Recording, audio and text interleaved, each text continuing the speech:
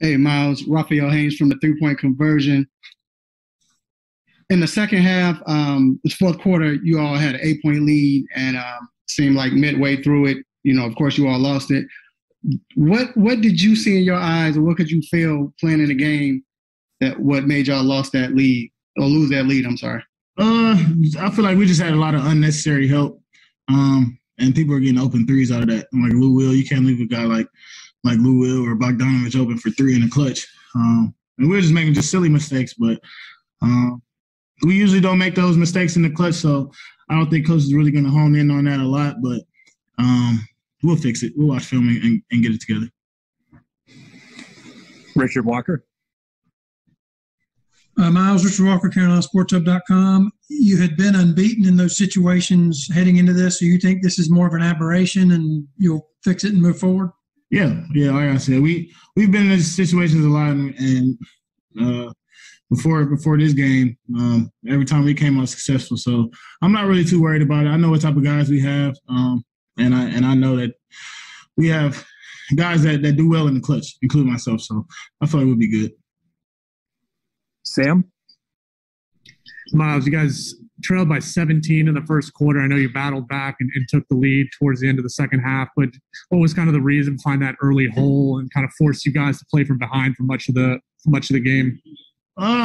Early game, I feel like I don't want to make no excuses, but we just came out lackadaisical and made a lot of defensive errors, and just let them get too comfortable. We let them get way too comfortable with the ball. Usually our defense is making people uncomfortable, and they were too comfortable, and everybody was hitting threes, so that's on us.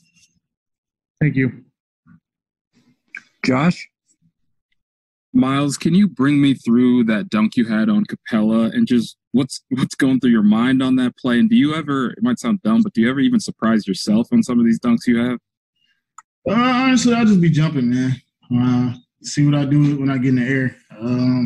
But I knew Clint was a shot blocker, so when Cody passed the ball and I got past Bogdanovich, I didn't know if I want to lay the ball up or not, but I knew if I laid it up, then he'll block it. So I was like, shit, I'm just go up and try to put him in the rim.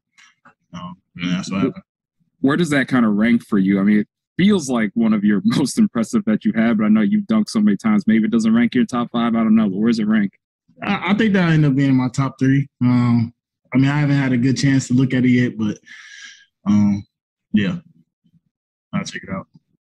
Thanks. Jacob?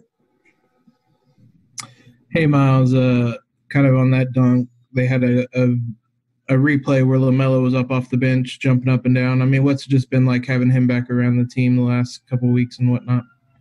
I mean, it's great. It's always great having Melo around just because of the type of person he is.